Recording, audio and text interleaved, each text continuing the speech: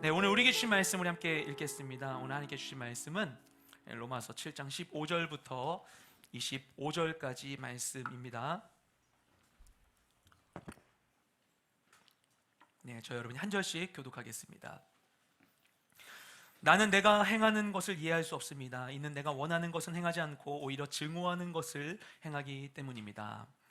내가 원하지 않는 것을 행한다면 나는 율법이 선하다는 것을 시인하는 것입니다. 그러나 지금 그것을 행하는 사람은 내가 아니라 내 안에 거하는 죄입니다.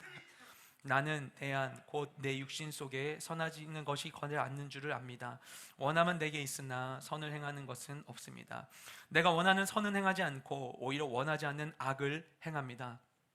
만일 내가 원하지 않는 것을 행한다면 그것을 행하는 사람은 내가 아니라 내 안에 거하는 죄입니다. 그러므로 나는 하나의 법칙을 깨달았습니다. 곧 선을 행하기 원하는 나에게 악이 함께 있다는 것입니다. 내가 속사람으로는 하나님의 법을 즐거워하지만 내 지체 안에서 하나의 다른 법이 내 마음의 법과 싸워 나를 내 지체 안에 있는 죄의 법의 포로로 잡아가는 것을 봅니다. 아, 나는 비참한 사람입니다. 이 사망의 몸에서 누가 나를 구해내겠습니까? 함께 읽겠습니다. 우리 주 예수 그리스도로 인해 하나님께 감사드립니다. 그러므로 나 자신은 마음으로는 하나님의 법을, 육신으로는 죄의 법을 섬기고 있습니다. 아멘. 예전에 온라인상에서 밈으로 유행했던 문구가 있습니다. 이런 내용이었어요. 인간의 욕심은 끝이 없고 같은 실수를 반복한다. 언뜻 들으면 어느 철학자의 말 같죠. 근데 사실은 한 평범한 인터넷 블로거가 중2병스러운 글을 자신의 블로그에 남겼던 건데, 우연히 이 글을 발견한 사람이 그저 재미 삼아서 이 적절한 사진에 이것을 합성해서 인터넷 게시판에 올린 이미지가 많은 사람의 공감을 사면서 여기저기 퍼지면서 다양한 버전으로 패러디되면서 인터넷 전체로 유행하게 되었던 말입니다. 그럼 왜 많은 젊은이들이 이 말을 인터넷에 퍼뜨리게 된 것인가? 이 현상을 돌아보면서 매우 흥미로웠던 점이 두 가지 있었습니다. 하나는 이 교회 밖에 있는 세상 속에 이 시대 청년들이 일반적으로 이 실수에 대한 자의식을 공유하고 있다는 점이었어요. 인간은 잘못을 스스로 깨닫습니다. 그리고 그런 잘못에 대한 인식이 대중적으로 공감대를 형성할 만큼 각자의 내면에서 큰 비중을 차지하고 있다는 거예요. 오늘 젊은 세대도 마찬가지인 것이죠. 또 다른 하나는 무엇인가 하면 많은 사람들이 이 욕망과 실수의 문제를 인간의 보편적인 연약함으로 인식하고 있다는 점입니다. 내가 뭔가 실수를 저질렀을 때 나의 실수를 이전 세대와 분리할 수도 있잖아요. 이전 세대는 이랬었지만 나는 다르다, 내가 실수하는 데는 이런 이유가 있다 얘기할 수 있을 텐데, 인간의 욕심은 끝이 없고 또 같은 실수를 반복한다는 말은 오늘의 이 욕망과 실수를 과거로부터 반복되어 온 인간의 천성으로 받아들이고 있음을 인정하고 있는 것이죠. 이 인터넷 대중문화 속에서 우리가 마음속에 품고 있었던 이 자의식의 공감대를 발견할 수 있었습니다. 우리는 이미 자신이 죄인임을 알고 있습니다. 동물들은 자신의 욕망에 따른 행위에 대해서 후회하지 않아요. 사자가 사슴을 잡아먹으면서 미안해하나요? 그런데 인간은 원하는 것을 행하면서도 그런 자신을 다른 시선으로 평가합니다. 그저 욕망에 따른 감각적인 만족이 전부라면 그럼 우리가 마음 내키는 대로 행해도 아무렇지 않을 텐데, 그냥 원하는 대로 했으니까, 내가 이걸 원해서 가진 거고 원해서 내가 빼앗은 거니까 그냥 이것에 대해 전혀 도덕적인 책임의식 갖지 않고 그냥 만족할 텐데, 이 감각 이상의 갈망과 기대가 있기 때문에 인간은 스스로에게 실망할 수 있습니다. 인간의 욕심은 끝이 없고 같은 실수를 반복한다는 말처럼 해소할 수 없는 욕망과 이 반복되는 실수의 인지는 자기 혐오와 자포자기로 이어지고 결국에는 죄의 순환으로 이어지기도 합니다. 우리는 왜 자신에게 실망해야 할까요? 예전에 한 감독이 복수 3부작으로 만든 영화가 있었어요. 두 번째로 만들어진 영화가 올드보이입니다. 그 영화에서 주인공이 누군가에게 복수를 당하게 되었어요. 그가 당한 이 복수의 내용이 무엇인가? 그 복수는 단지 15년간 감금당하면서 매일 군만두만 먹는 게 아니었어요. 그 복수의 실체는 무엇인가 하면 자신도 모르게 근친상간을 한 것이었습니다. 그것이 바로 주인공에 대한 복수였어요. 감금에서 풀려난 주인공이 장도리를 들고 막 사람들 때려 눕히면서 나를 감금한 사람을 찾아요. 왜 날 감금했냐고 물어보기 위하여서. 결국 그 답을 깨닫고 자신이 저지른 일을 알게 되었을 때 주인공이 괴로움에 벌벌 떱니다. 그 자신의 혀를 훼손하고 잘못을 빌죠. 그리고 결국에는 어떻게 하는가? 그래도 그것을 견딜 수 없어서 최면수사를 찾아가서 자신의 기억을 삭제합니다. 도저히 그 죄의식을 안고 정상적으로 살아갈 수가 없었던 것입니다. 자신의 잘못을 깨닫는 일은 너무나 괴로운 일이에요. 차라리 모르고 있었다면 그냥 마음이라도 편하게 살 텐데 왜 우리는 자신의 죄를 깨닫고 그 아픔을 안고 살고 있을까요? 우리 안에 익숙해져 있는 것이 너무나 많을 거예요. 제가 예전에 군대에서 처음으로 진지공사를 간다고 그래가지고 군대에서 처음 훈련이었어요. 첫 훈련으로 군장을 메고서 그 화학산이란 산을 향하여서 계속 행군을 하고 있는데 이 가다 보면 군대에선 10분간 휴식을 하거든요. 50분 걷고 10분간 휴식. 근데 하필 저희 분대가 앉은 곳이 이 그 밭에 쓸 퇴비를 쌓아놓은 곳이었어요. 그 옆에 앉게 되니까 저희 분대장이 너무 짜증이 난대요. 진짜 짜증나는 이유는 냄새가 나서가 아니라 이제 10분간 휴식하고 나면은 이제는 그 냄새를 못 느낄 거래요. 저 냄새에 익숙해진 내가 싫다는 거예요. 그래가지고 너무 싫다고. 아무리 참혹한 게 있어도 우리가 거기에 익숙해져 버리는 거예요. 그런데 차라리 익숙하면 괜찮을 텐데, 적응하면 괜찮을 텐데 이 죄에 대한 의식은 그렇게 편해지지가 않아요. 그것을 알고 그 불편함 안에 살아가야 되는 것이죠. 왜 우리는 그 아픔을 안고 살아가야만 하는 것인가? 오늘 본문은 그 주제를 다루고 있습니다. 지난주 말씀에서 바울은 율법 자체는 선한 것이지만 그 율법을 받은 우리가 죄인이기 때문에 우리는 선한 율법으로도 죄를 범할 수 있고, 그래서 결국 율법은 우리가 죄인이라는 사실을 더욱 드러낸다고 이야기했습니다. 바울은 율법에 열심히 있었어요.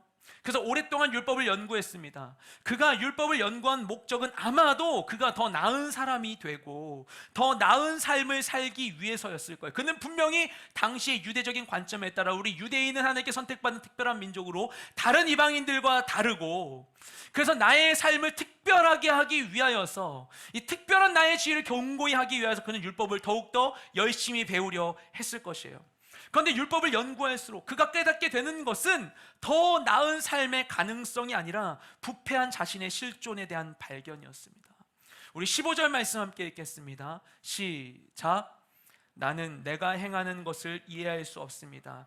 이는 내가 원하는 것은 행하지 않고 오히려 증오하는 것을 행하기 때문입니다. 아멘. 바울은 자기 자신이 이해할 수 없다고 이야기합니다. 자신이 원하려는 것은 하지 않고 하지 않아야 할 것을 한다는 거예요. 결국에는 그가 아는 것과 행하는 것이 불일치한 삶을 살더라는 것입니다. 선을 알아도 이를 행할 능력이 없는 것입니다. 이 율법은 하나님이 주셨어요. 하지만 율법을 받은 우리는 죄의 종이 되어 육신에 속해 있습니다. 그래서 어떤 결과가 일어나는가? 율법을 통해서 우리가 죄가 무엇인지는 이미 알고 있어요. 율법이 없는 이방인들도 로마서 2장에서 이야기하는 것과 같이 그들에게 있는 그 양심이 율법의 역할을 하는 것입니다. 우리가 신의 존재 증명을 한다고 할 때 우리가 논리적으로 신을 어떻게 우리가 증명할 수 있는 것인가? 각각 다른 이 민족들이 다른 문명 가운데 그냥 살아간다면 자신들의 이 문화에 맞게 다른 윤리와 기준을 가지고 살아가면 좋을 텐데, 떨어져 있는 도저히 이 그 교류의 흔적을 발견할 수 없는 민족들 사이에도 비슷한 이 도덕에 대한 기준이 있다는 거예요.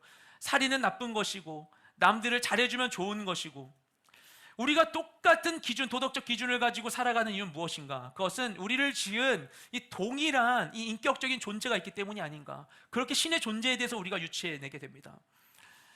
이방인들은 율법이 주어지지 않았지만 그들에게도 이 선에 대한 기준이 있어요. 양심이 율법의 이 역할을 대신하는 것입니다. 그래서 뭐가 옳고 그른지를 알아요. 모르는 게 아니에요. 근데 그럼에도 불구하고 죄의 유혹에 흔들리는 것입니다. 나쁜 거 아는데도 불구하고 죄를 저지릅니다.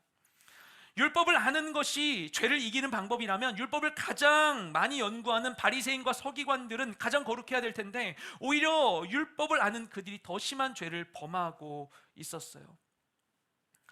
소크라테스는 사람이 진리를 알면 행할 수 있다고 주장했습니다. 그래서 사람에게는 진리를 아는 것이 필요하다고 이야기했죠. 그것을 주지주의라고 합니다. 반면에 아리스토텔레스는 알 뿐만 아니라 행할 의지도 있어야 된다고 얘기했어요. 의지가 지식보다 앞선다는 이야기죠. 이를 주의주의라고 합니다. 그런데 바울은 본문에서 두 주장을 다 부인하고 있어요. 인간은 알아도 죄를 범하고 죄를 이길 거룩한 의지도 상실했다는 것입니다. 우리가 하나님을 믿고 거듭난 후에 받아들이기 어려운 것은 죄가 뭔지 알고 뭐가 옳은지 아는데도 하나님을 경험하고 은혜를 체험했음에도 여전히 죄를 짓는 변하지 않는 자신의 모습이에요. 진리가 무엇인지 무엇이 옳은지 알면서도 그것이 아니라 내가 증오하고 혐오하고 싫어하고 있는 죄를 범합니다. 알면서도 죄를 지으니까 결국 자기 증오와 자기 비하의 고통이 들게 돼요. 죄책감이 마음에 차오릅니다. 바울도 그런 고민을 했어요. 내가 알면서도 죄를 짓는 이유는 무엇일까? 나 잘 살아보려고 했는데 왜 나는 같은 실수를 반복할까? 그리고 이런 현상을 통해서 다음과 같은 결론을 도출합니다. 우리 16절 말씀 함께 읽겠습니다. 시작. 내가 원하지 않는 것을 행한다면 나는 율법이 선하다는 것을 시인하는 것입니다. 아멘. 앞서 15절에서 본 것처럼 바울은 자신의 삶을 통해서 궁금증을 품게 되었어요. 왜 나는 내가 원하는 것을 알면서도 행하지 못하는 것일까? 나 이게 싫은데, 저거 나쁘다고 남들 얘기하면 나도 같이 비판하고 있었는데, 남들 그런 모습 보면 정말 싫었는데 왜 나도 그런 잘못을 저지를까? 그리고 반대로, 그러면은 내가 그냥 죄의 욕망을 따라 행했는데, 행하고 나서는 그러면 차라리 그걸로 만족해야 될 텐데 왜 나는 그걸 행하고 나서도 여전히 그 행동에 대해 증오하고 있는 것일까? 왜 나는 후회할 일을 하는 것일까? 왜 난 후회할까? 내가 증오하는 일이지만, 율법과는 반대되는 행동이지만, 그래도 남이 시켜서 한 게 아니고 내 욕망 때문에 행한 일인데 근데 왜 괴롭지? 이게 뭐지? 원하는 것과 행하는 것에 일치하지 않는 것, 그리고 불일치의 불편함이 마음에 남는 것, 이건 사실 세상의 법칙과는 다른 일이에요. 아까 말씀드렸잖아요. 우리는 환경에 적응한다고. 일반적으로 우리의 사고는 이런 불편함을 견딜 수 없게 되어 있어요. 서로 일치하지 않고 충돌하는 두 가지의 인지가 우리 안에 함께 있을 때, 그때 이것을 우리의 뇌는 그대로 두지 않습니다. 서로 일치하지 않는 두 가지 사실이 조화할 수 있도록, 조화를 이루도록 하는 경향이 있어요. 우리 생각 속에는. 이것을 우리가 인지부조화 현상이라고 이야기를 하죠. 그래서 예를 들면 어떤 건가? 처음 인지부조화에 대해서 이름을 붙일 때 주목했던 사건이 무엇인가 하면 미국에 있는 이단이었어요. 막 언제 뭐 예수님 재림하신다, 시한부 종말론에 막 이게 퍼져가지고 막 이단을 믿었는데 아무 일도 일어나지 않았거든요. 아무 일어나지 않고 가짜인 게 판명났으니까 당연히 다들 떠나겠거니 했는데 더 떠나지 않고 그들의 믿음을 더 견고히 하고 있는 거예요.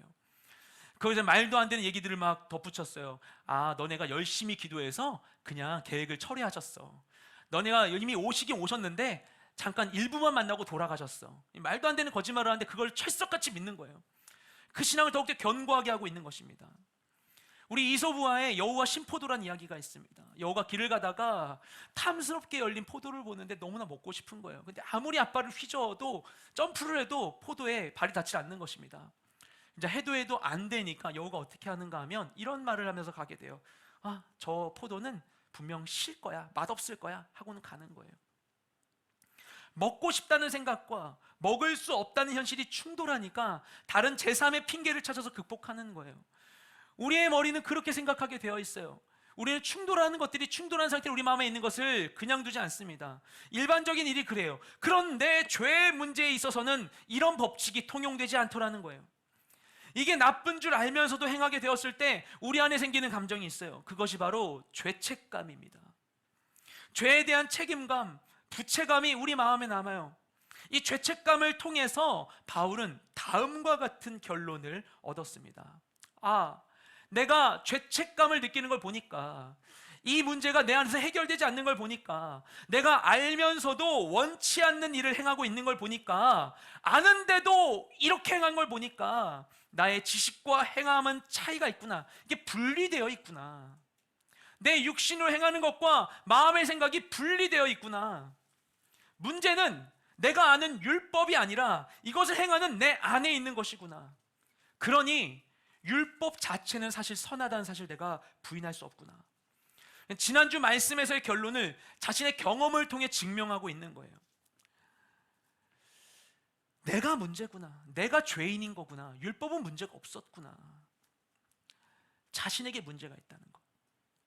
그 자신에게 문제가 있다는 발견은 절망스러운 결론일 수도 있겠죠. 하지만 반대로 나에게 문제가 있고 하나님이 주신 율법에는 아무 문제가 없다는 발견은 우리에게 새로운 가능성이 되기도 합니다. 이 사망의 구렁텅이에서 나갈 수 있는 신뢰할 만한 방편을 우리가 확보하게 되는 것이죠. 이 진리의 빛으로 자신을 비출 때 우리는 진짜 문제를 발견할 수 있습니다. 그래서 바울이 계속해서 자신이 깨달은 바를 전달합니다. 우리 17절부터 20절까지 말씀 함께 읽겠습니다. 시작. 그러나 지금 그것을 행하는 사람은 내가 아니라 내 안에 거하는 죄입니다. 나는 내 안, 곧 내 육신 속에 선한 것이 거하지 않는 줄을 압니다. 원함은 내게 있으나 선을 행하는 것은 없습니다. 내가 원하는 선은 행하지 않고 오히려 원하지 않는 악은 행합니다. 만일 내가 원하지 않는 것을 행한다면 그것을 행하는 사람은 내가 아니라 내 안에 거하는 죄입니다. 아멘. 우리는 왜 알면서도 죄를 짓는가? 소크라테스는 몰라서라고 했고 아리스토텔레스는 의지가 없어서라고 했어요. 근데 바울은 이에 대한 확실한 답을 제시합니다. 우리 안에 죄가 있기 때문이래요. 17절에서 바울이 말하기를 지금 그것을 행하는 자는 내가 아니라 내 안에 거하는 죄라고 이야기하고 있어요. 우리가 그래서 얼핏 들으면은 자신의 이 죄를 자신의 의지하고 분리해서 죄의 책임을 피하려는 것을 오해할 수 있죠. 이게 무슨 유체이탈화법인가? 그렇죠? 내가 하려고 해서 그런 게 아니야. 내 의지는 그런 게 아니었어. 진심이 아니었어. 술을 마셨지만 음주운전을 하지 않았어. 뭐 이런 얘기를 하는 걸로 들릴 수 있어요. 그런데 바울이 말하려는 건 사실 그런 게 아니죠. 우리 안에 나의 의지로 어찌할 수 없는, 나의 생각으로 통제할 수 없는 죄의 실체가 내 안에 있다는 것이에요. 그래서 자신의 지식이나 의지와 상관없이 결국에는 죄를 지을 수 있다는 것입니다. 바울은 우리가 전적으로 타락한 존재임을 이런 방식으로 설명하고 있는 거예요. 아무리 알아도, 아무리 다른 생각 품어도, 그래 알아, 네가 잘하려고 한 것, 네가 좋은 맘 푼 거 알겠어. 하지만 그렇다고 해서 너의 지식과 너의 의지가 네가 원하는 것이 너를 좋은 삶을 살도록 도와줄 수 있는 게 아니야 라는 얘기를 하는 거예요. 아무리 그럴지라도 우리가 죄를 벗어날 수 없다고 이야기하는 것입니다. 결국 우리는 우리의 육신 안에 속해 있는 이 죄 때문에 선한 것을 원해도 행할 수 없는 존재라고 이야기하는 것이에요.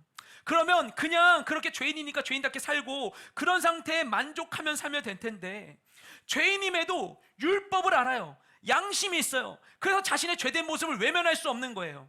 나의 잘못을 직면하며 살게 되는 거예요. 죄책감을 안고 살아가는 거예요. 그게 너무나 불편한 거예요. 차라리 모르면 날 텐데, 잊어버리면 날 텐데 그렇게 되진 않는 거예요. 나의 죄를 보고 그걸로 더 괴로워하며 살아가는 것입니다.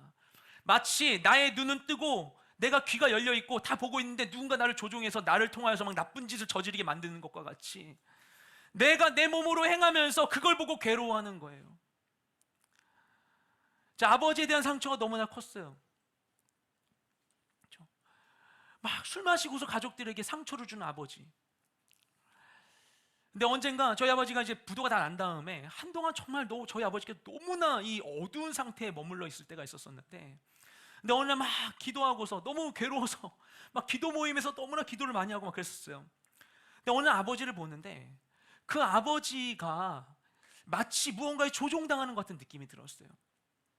아버지 안에 있는 상처와 아픔, 그 안에 있는 고독함과 괴로움이 있는데 풀지 못하는 이 정서를 어떻게 풀지를 모르니까 마시도 못하는 술을 마시게 되는데, 결국엔 술에 지배당하여서 막 마음대로 감정을 풀고 나면 그 다음에는 정신이 깨고 난 다음 말짱한 정신으로 자신이 저지른 일들을 보고 괴로워하고 있는 아버지의 모습을 보게 되었어요. 마치 우리 아버지의 연약함을 알고서 그 연약함을 풀어줄 것처럼 약속한 그 무언가가 결국엔 아버지가 자기 손으로 그 죄를 저지르게 만들고 자기 손으로 실수를 하게 만들고 내 손으로 잃어버린 망가뜨려버린 것들을 보고서 괴로워하게 만들고 있는 게 아닌가. 그렇게 불쌍해 보이는 거예요. 예전에 나눈 바 있지만 그때 저희 아버지가 아버지 학교를 하면서 이제 변화가 일어났었죠. 뭔가 자신이 원했지만 아름답고 화목한 가정에 대한 그림이 있었지만 하지 못했던 것에 대해서 거기서 주어진 숙제 열심히 하면서 아버지의 자리를 찾으신 거예요. 사실 자신도 그걸 원했는데 내가 원하는 바와 다른 일을 행하더라는 거예요. 원하는 바와 다른 일.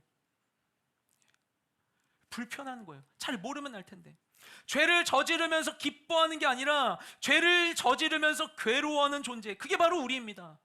바울이 그것을 깨달았다고 이야기해요. 우리 21절부터 25절까지 말씀 읽겠습니다. 시작. 그러므로 나는 하나의 법칙을 깨달았습니다. 곧 선을 행하기 원하는 나에게 악이 함께 있다는 것입니다. 내가 속사람으로는 하나님의 법을 즐거워하지만 내 지체 안에서 하나의 다른 법이 내 마음의 법과 싸워 나를 내 지체 안에 있는 죄의 법의 포로로 잡아가는 것을 봅니다. 나는 비참한 사람입니다. 이 사망의 몸에서 누가 나를 구해내겠습니까? 우리 주 예수 그리스도로 인해 하나님께 감사드립니다. 그러므로 나 자신은 마음으로는 하나님의 법을, 육신으로는 죄의 법을 섬기고 있습니다. 아멘.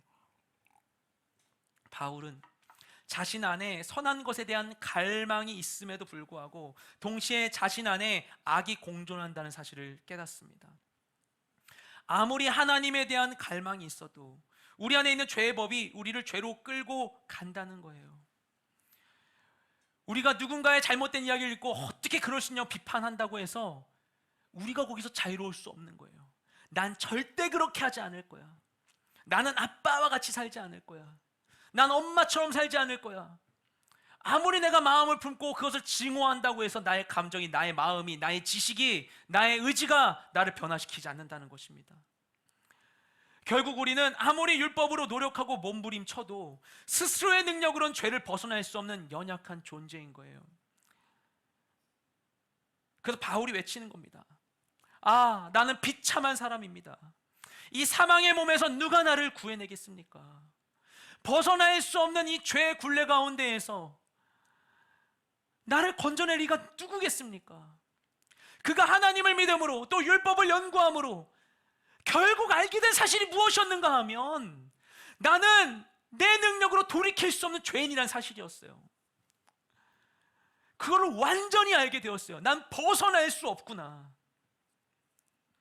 어떻게 보면 너무나 실망스럽죠.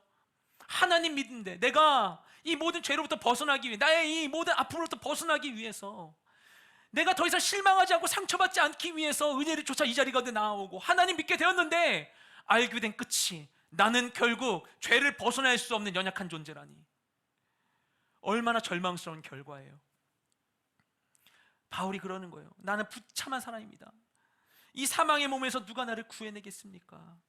이것이 율법 앞에 선 인간의 정직한 고백인 것입니다. 말씀 앞에 선 우리 인간의 정직한 고백이에요. 나는 할 수 없구나. 나는 할 수 없구나. 예수님께서 붙잡히시기 전날 밤에 제자들과 최후의 만찬을 마치시고 새벽에 제자들과 함께 겟세마네 동산에 가셨어요. 그리고 제자들에게 말씀하십니다. 시험에 들지 않도록 기도해라 말씀하신 다음에 돌 던지면 닿을 만한 몇십 미터 되는 거리에 가셔서 홀로 기도하셨어요. 예수님은 자신과 제자들에게 곧 어떤 일이 닥칠지를 알고 계셨습니다. 기도하지 않을 수가 없는 거예요. 예수님은 하나님이시지만 또 100% 인간의 몸으로 이 땅 가운데 오셨어요. 인간의 성품을 품으셨기 때문에 자신이 알고 있는 이 미래의 일을 감당할 수가 없는 거예요. 하나님께 기도하지 않을 수가 없었어요. 땀방울이 핏방울이 되도록 기도한 겁니다. 하지만 제자들은 어떤 상황이 있을지 전혀 알 수가 없었어요. 예수님 그렇게 간절히 기도하고 있는데 기도하고 돌아와 보시니까 제자들은 잠들어 있었어요. 그때 예수님께 제자들에게 말씀하시죠. 마음에는 원이로되 육신이 약하구나. 흥미로운 점은 무엇인가 하면 예수님께서 이 제자들을 비난하시거나 혼내지 않으셨다는 사실입니다. 자신은 지금 곧 닥칠 일 때문에 아버지여 이 잔을 내게서 옮겨주시옵소서 간절히 기도하고 있는데, 심지어 제자들이 시험당할 것을 걱정해서 그들을 위해 기도해주고 계신데, 제자들은 세상 모르고 잠이나 자고 있으니까 예수님 입장에서 충분히 혼내실 만한 상황이죠. 근데 예수님이 탓하지 않으세요. 이렇게 말씀하십니다. 마음에는 원하는데 육신은 약하구나. 너네 마음은 이런데 너네 육신이 이렇구나. 그들의 마음을 의심하지 않으시는 거예요. 그들의 마음 속에는 선한 마음이 있다는 걸 알고 계신 거예요. 인정해 주시는 거예요. 마음에는 원하는데 그런데 그것을 행할 능력은 없구나. 육신이 약하구나. 예수님이 그들의 이 연약함을 아셨습니다. 동시에 그들이 품고 있는 마음의 원이 무엇인지도 알고 계셨어요. 그들의 마음 속에 있는 선의를 의심하지 않으셨어요. 하지만 알면서도 아는 대로 행하기에는 부족하다는 사실 또한 아셨습니다. 바로 몇 시간 전에 마지막 만찬을 하면서 예수께서 제자들에게 말씀하시죠. 자신이 이제 붙잡히실 것이고 제자들은 모두 뿔뿔이 흩어질 것이라고 예고하셨어요. 그러자 베드로가 호언장담합니다. 주님, 다 주님을 떠날지라도 저는 결코 주님을 버리지 않겠습니다. 그 말에 예수님이 대답하시죠. 오늘 밤 닭이 울기 전에 네가 3번 나를 부인할 것이다. 예수님, 베드로가 예수님을 부인할 것을 이미 알고 계셨어요. 우리가 살아가면서 함께하는 사람 중에 누가 나를 배신할지 미리 알면 얼마나 좋아요. 얼마나 편해요. 얘가 지금 나한테 날랑방 웃기고 있지만 결국 얘가 언제까지 나와 함께하고 나를 버릴 거야. 얘한테 이만큼만 해줘야지. 이 사람은 나랑 평생 함께 할 거니까 얘만 잘해줘야지. 알면 얼마나 좋아요. 누가 나를 배신한다는 걸 알면 우리가 관계에 쏟는 에너지를 효율적으로 배분할 수 있겠죠. 실망할 일도 없겠죠. 예수님이 그 좋은 걸 할 수 있는 거예요. 그 좋은 능력이 예수님께 있었어요. 예수님께서 베드로가 배신할 걸 미리 아시니까 그를 내치거나 베드로의 말을 그냥 무시할 수도 있었겠죠. 아니거든, 너 배신할 거거든. 완전 면박 주고 완전 창피 주고, 속 시원하다. 이제 내가 편하게 십자가에 갈 수 있겠어. 얼마나 좋겠어요. 그런데 예수님께서 뭐라고 말씀하시는가? 이렇게 말씀하세요. 시몬아, 사탄이 너희를 밀가부르듯 하려고 나에게 요구했지만 내가 이미 너를 위해서 너의 믿음이 떨어지지 않도록 기도해줬다. 너는 나중에 정신 차리면 너의 형제들을 굳게 해라. 베드로가 배신할 것을 아시는 예수님께서 그것을 알고 계시기 때문에 행한 일이 무엇인가? 예수님 그를 위해 기도하셨어요. 중요한 사실은 이것입니다. 하나님은 우리의 약함을 아세요. 우리가 스스로 죄를 이길 능력이 없다는 것을 주님이 아세요. 마음에는 원이로 돼 육신이 연약한 것을 주님은 아세요. 우리가 우리의 삶으로 증명하지 못했지만, 자기 욕망도 다 통제하지 못하고 같은 실수를 반복하는 인생이지만, 그래도 우리 마음속에는 좀 잘 살아보고 싶은, 잘해보고 싶은 그런 진심이 있다는 사실도 그분은 알고 계십니다. 우리가 하려고 했는데 잘못하는데 이유 없는 무덤이 어디 있어요, 여러분? 죄지어서 갇혀있는 사람들도 물어보면 다 한마디씩 해요. 그럴 수밖에 없었다고. 다 변명해요. 다 이유가 있어요. 왜 없겠어요? 힘들고 아프고 배운 게 그거니까 그냥 그렇게 살았나 보죠. 그런데요, 이유가 있어도 변명해도 사람은 들어줄 수가 없어요. 결국 행한 일로 판단할 수밖에 없는 거예요, 사람은. 그때 내가 몰랐어, 미안해. 아무리 얘기해도 이게 하나님의 사랑이 아니고선 용서가 안 되는 거예요. 인간은 용서해 주지 못해요. 우리가 그렇게 용서할 수 있습니까? 나의 능력으로 할 수 없어요.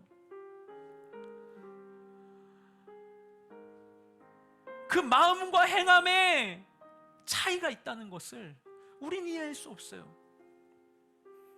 하지만 하나님은 아시는 거예요.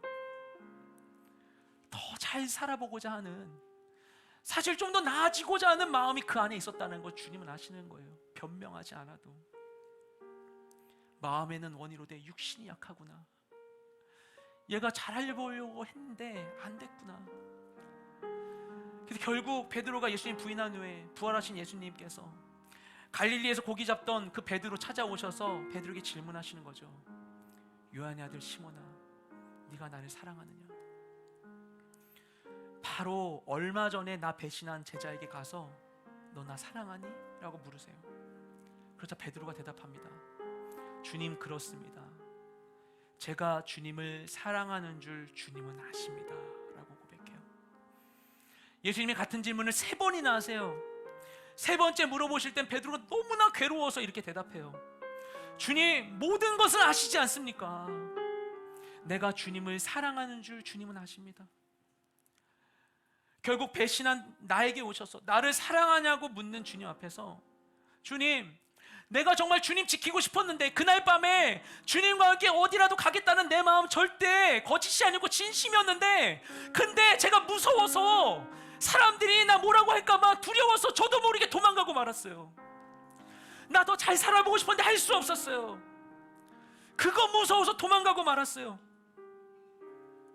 주님, 내가 그렇게 연약한 인생인데, 내 삶으로 하나 보여줄 수 있는 게 없는데, 그런데 그럼에도 불구하고 사실 내가 주님을 사랑한다는 사실을 사람들은 믿지 못해도 주님은 아시지 않습니까?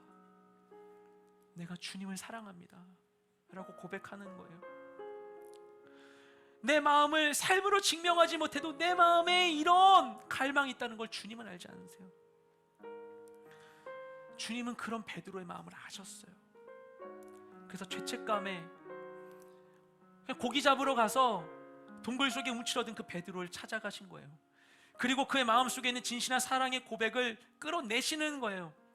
베드로가 그 잘못 이후에 제자들, 다른 친구들 만나가지고 무슨 얘기했는지 모르겠어요.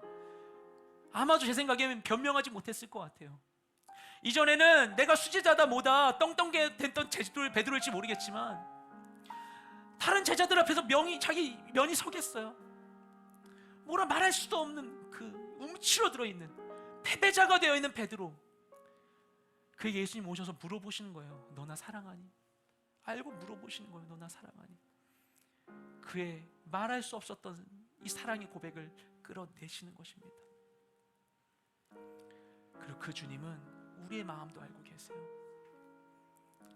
이게 아닌데, 잘하고 싶은데, 그러는 게 아니었는데, 감각적인 욕망 때문에, 감정적인 약점 때문에 어쩔 수 없이 나도 모르게 잘못을 저지르고 되풀이하지만, 사실 그런 나의 마음속에도 이 사망의 몸에서 벗어나고 싶은 갈망이 있다는 것, 더 잘 살아보고 싶은 마음이 내 안에 있다는 것, 그것을 주님께서도 아시는 것입니다. 그리고 우리의 진실한 고백을 듣길 원하십니다. 우리는 할 수 없을지라도 주님은 하실 수 있기 때문이죠. 그래서 바울이 예수 그리스도로 인해 하나님께 감사한다고 고백하고 있어요. 나의 무지와 무능과 한계를 아는 데서부터 하나님의 은혜는 시작됩니다.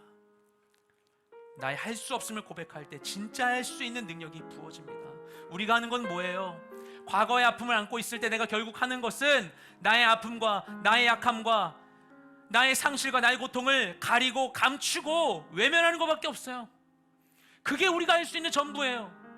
우리가 미래를 바라보며 하는 모든 수고가 그렇게 되어버리는 거예요. 과거에 매여 사는 것. 하지만 주님께서는 내가 할 수 없는 그것, 내가 벗어날 수 없는 그 모든 죄와 과거의 상처, 내가 안고 살아갈 수밖에 없는 그 모든 것들을 다 십자가에서 해결했다고 말씀하십니다. 왜냐? 정말 내가 원하는 것, 내가 할 수 없었던 것, 그 미래를 향해 나아갈 수 있도록, 과거의 시간과 나의 기억과 나의 상처와 아픔과 나의 환경과 내가 경험한 일들에 매여 있지 않고 내일을 향해 나아갈 수 있도록 그 길을 열어주시는 거예요. 우리가 내 마음대로 살면서도 그게 죄인 줄 알고 죄책감을 안고 살아가게 되는 이유는 그 이상에 대한 소망과 갈망이 우리 안에 있기 때문입니다. 이를 만족시킬 분은 오직 예수 그리스도이십니다. 모든 자책의 순간 앞에서, 절망의 자리에서 능력의 주님을 바라보는 우리 모두가 되시기를 소망합니다. 기도하며 나아가겠습니다. 이 시간 기도하실 때 우리가 하나님께 우리 마음으로 우리의 진실한 고백을 올려드리기 원합니다. 여러분의 삶 가운데 해결하지 못했었던 우리의 모든 상처와 아픔들과 내가 후회하고 있는 그 모든 일들을 이 시간 주님께 올리기 원합니다. 물론 우리는 돌이킬 수 없어요. 쏟아버린 물을 다시 주워 담을 수 없는 것과 같이 우린 지나간 시간을 되돌이킬 수 없어요. 그 모든 것들 이 시간 주님께 맡겨드리기 원합니다. 주님, 그 모든 사건들과 모든 아픔들을 주님께 올려드립니다. 나는 여전히 같은 아픔의 자리 가운데 머물러 있고 원치 않는 말을 하기도 하고 또 후회하고 또 후회하지만 주님, 내가 벗어날 수 없는 그 약함과 아픔 가운데 있다라는 것을 아시는 주님께 모든 것을 올려드립니다. 주님 받아주시옵소서. 주님 받아주시옵시고 아버지 받아주시옵시고 그리스도와 함께 모든 것이 십자가 달리게 하여 주심으로 인하여서 그 모든 과거의 시간으로부터 내 마음에 있는 모든 아픔으로부터 온전한 자유함을 누릴 수 있도록 주님 내게 역사하여 주시옵소서. 내가 후회하는 모든 시간들을 주님께 고백해 올려드리며 합심하여 주님께 간절히 기도하며 나아가기 원합니다. 기도하시겠습니다. 주님 감사드립니다. 주님 우리 가운데 함께 하시옵소서. 우리 가운데 함께 하시옵소서. 주님 모든 삶의 고백을 이 시간 주님께 올려드리기 원합니다. 주님 우리 모든 삶의 고백을 이 시간 주님께 올려드리기 원합니다. 내 모든 삶의 고백을 이 시간 주님께 올려드립니다. 주님, 내가 돌이킬 수 없는 아버지, 내가 변화시킬 수 없는 과거의 모든 사건들과 내 안에 있는 모든 아픔들과 내 안에 있는 상실과 절망과 아픔과 상처들을 이 시간 주님께 올려드리며 나아가기 원합니다. 주님, 나는 것을 돌이킬 수 없지만, 주님, 나는 과거를 바꿀 수 없지만, 주님, 나는 그 시간으로 돌아갈 수 없지만, 주님, 나는 그 시간들을 아버지 하나님, 그 시간들을 디디며 내 인연이 나아갈 수밖에 없는 인생이지만, 하지만 나를 아시는 주님, 내 모든 것을 아시는 주님께서 아버지 그 모든 시간 가운데 함께 하시고 통치하시고 우리를 모든 자리에 서게 하시옵소서. 주님, 주님께 올려드립니다. 내 모든 시간을 주님께 올려드립니다. 내 모든 상황을 주님께 올려드립니다. 내 모든 선택과 주님, 나의 모든 행위와 내 모든 말들을 주님께 올려드립니다. 주님, 상처 주고 싶지 않았는데, 주님, 실수하고 싶지 않았는데, 그런 결과를 얻고 싶지 않았었는데, 아버지 그렇게 하고 싶지 않았었는데, 아버지 내 마음과는 다르지만 내가 경험해야만 했었던 내 마음과 아버지 내 감각과는 다르지만 내가 볼 수밖에 없었던, 마주할 수밖에 없었던 아버지 그 모든 아픔과 상실의 순간들을 이 시간 주님께 올려드리기 원합니다. 주님, 내가 낼 수 없는 모든 것들을 아버지 내가 아버지 하나님, 내가 아버지 하나님 정말 보고 싶지 않은, 아버지 내가 돌이키고 싶지 않은, 다시 반복하고 싶지 않은 나의 그 모든 기억들과 내 모든 아픔들, 주님 내 마음 가운데 있어 내가 다시 끄집어낼 수도 없고 함께 쓸 수 없는 그 모든 일들을 주님께 올려드립니다. 모든 것을 아시는 주님, 나를 아시는 주님, 내 마음을 아시는 주님, 내 마음의 소망을 아시는 주님, 내가 갈 길을 아시는 주님, 나와 함께하여 주시옵소서. 아버지 그 모든 것들에 대한 아버지 주님의 노력과 사랑을 내가 경험할 수 있도록 주여 우리 가운데 임하여 주시옵소서. 아버지 사랑을 알지 못할지라도, 나도 이해하지 못할지라도, 나도 극복하지 못할지라도 주님은 모든 것을 아시며 그 가운데에서도 나를 사랑하시고 그 상황 속에서도 나를 사랑하시고 그럴지라도 나를 사랑하시며 나를 향한 주님의 노력과 사랑을 내게 부어주시는 줄 믿습니다. 주님 내게 임하여 주시옵소서. 그 사랑으로 임하시고 역사하소서. 그 사랑으로 임하시고 역사하여 주시옵소서. 주님의 사랑을 나누는 기도하는 모든 인생 될 수 있도록 주여 역사하여 주시옵소서. 아버지를 만날 모든 시간들, 나의 모든 선택들, 아버지 나의 모든 상처와 아픔들 주님의 십자가에 함께 못 박기 원합니다. 아버지 모든 것들 주님께 온전히 내어드리기 원합니다. 주님 받아 주시옵소서. 주님 받아 주시옵소서. 주님 받아 주시옵소서. 예수님 부활하여 나오신 빛보다 나오게 나의 모든 죄와 상처와 아픔과 약함들을 아버지 그 안에 아버지를 집어넣기를 원합니다. 주님 우리 가운데 임하여 주시옵소서. 주님을 통한 온전한 새로운 걸 온전한 회복을 경험하게 하여 주시옵소서. 주님 우리 가운데 열어주신 내일을 향하여 기쁨으로 소망 가운데 나가는 모든 인생 될 수 있도록 주여 역사하여 주시옵소서. 주여 역사하여 주시옵소서. 주님 우리 마음 가운데 함께 하소서. 후회하는 모든 순간, 자책하는 모든 순간, 아버지는 같은 아픔을 만나는 모든 순간, 같은 실수를 만나는 모든 순간 가운데 나의 변치 않는 모습을 내 절망하지 아니하며 능력이 주님을 더욱더 바라보는 우리 모든 인생 될 수 있도록 주여 우리 가운데 임하여 주시옵소서. 주님 우리를 새롭게 하여 주시옵소서.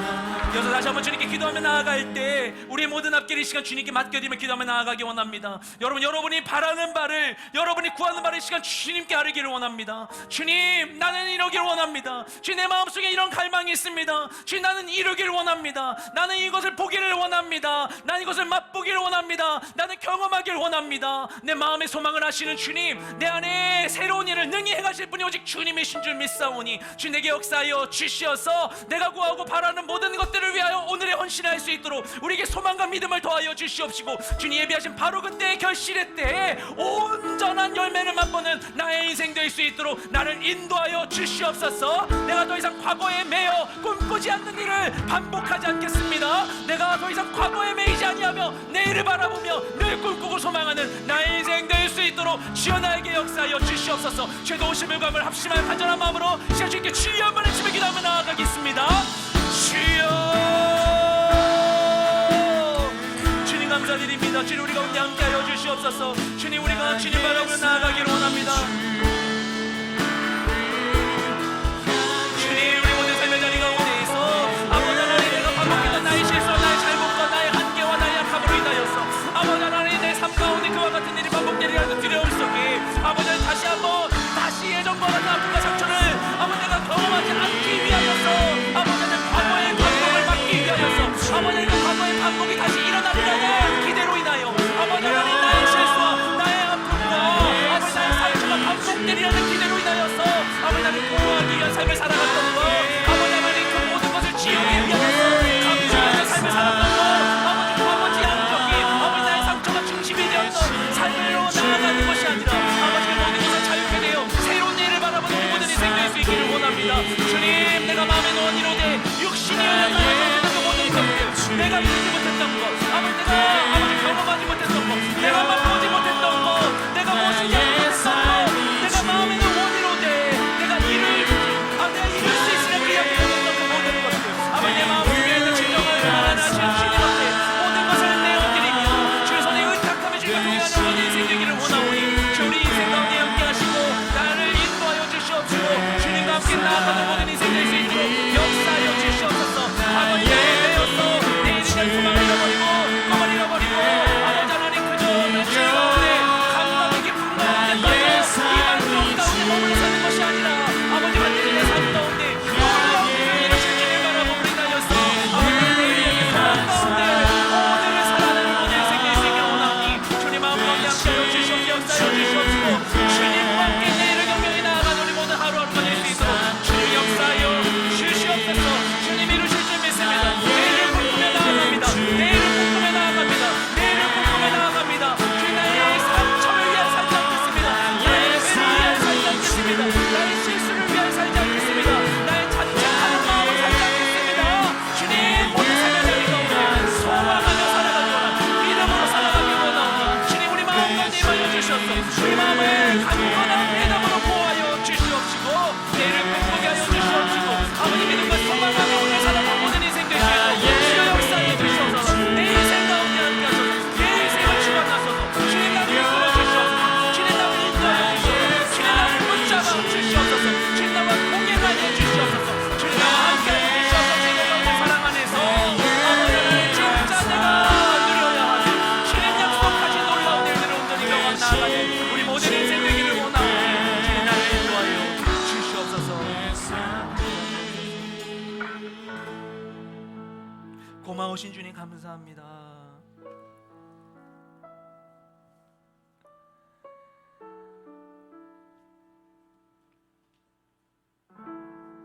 우리가 어떤 삶의 자리 가운데 있을지라도 세상도 내가 행한 것으로 나를 판단하고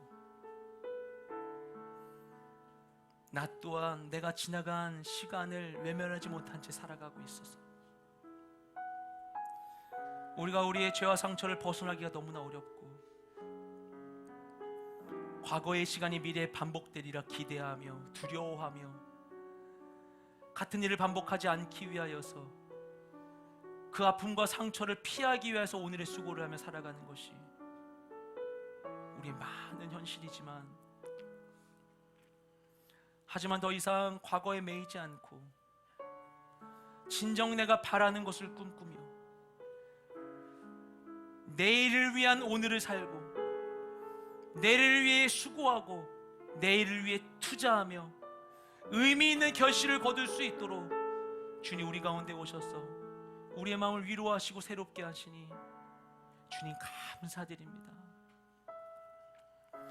나를 능히 구원하시는 주님께 그 모든 것으로부터 날 새롭게 하신 주님께 나의 모든 삶을 맡겨드리며 내 안에 있는 이 연약함과 과거의 상처와 죄악의 이 반복된 경험에 대한 나의 모든 실망과 나의 모든 아픔도 주님께 맡겨드리며 주님이 이루실 것을 믿음으로 내일 향해 나아가기 원하오니 주님 바라보는 모든 자들 가운데 신실하게 응답하시고 역사하여 주시옵소서.